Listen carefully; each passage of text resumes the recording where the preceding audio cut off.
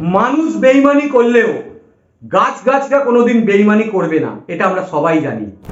আজকে জানাবো একটি শিকড়ের মাধ্যমে আপনার প্রিয় মানুষকে নিজের কাছে ফিরিয়ে আনতে, অথবা আপনাকে প্রতিশ্রুতি দিয়েও অন্যজনের সঙ্গে সম্পর্ক রেখে চলে গেছে, আপনাকে আর পাত্তা দিচ্ছে না, অথবা আপনার সঙ্গে সম্পর্ক রেখেও অন্য আবার কারোর সঙ্গে সম্পর্ক রাখছে। সেটা স্বামী স্ত্রীর ক্ষেত্রে হতে পারে, প্রেমিক প্রেমিকার ক্ষেত্রে হতে পারে, যে কারোর ক্ষেত্রে হতে পারে। সেই ক্ষেত্রে আপনি এই ক্রিয়াটি করে দেখুন। যে কোনো পূর্ণিমা, শনিবার, মঙ্গলবার এবং বৃহস্পতিবার একটি কৃষ্ণচূড়া আর একটি রাধাচূড়া গাছের শিকড় 2 ইঞ্চি পরিমাণে কেটে নিন। সেটিকে গঙ্গা জল এবং পঞ্চামৃত দ্বারা ভালো করে ধুয়ে নিন।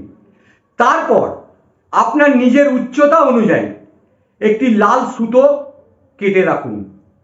এবার একটি ভূর্জপত্রে আপনাদের দুজনের নাম লিখে সেই ভূর্জপত্রটি 2টি শিকড়ের সঙ্গে জুড়ে দিয়ে ওই লাল সুতোটা দিয়ে বেঁধে আপনি একটি মধুর শিশির মধ্যে ডুবিয়ে দিন, এবং তারপরে সেই শিশির মধ্যে অল্প একটু দারুচিনি গুঁড়ো দিয়ে দিন।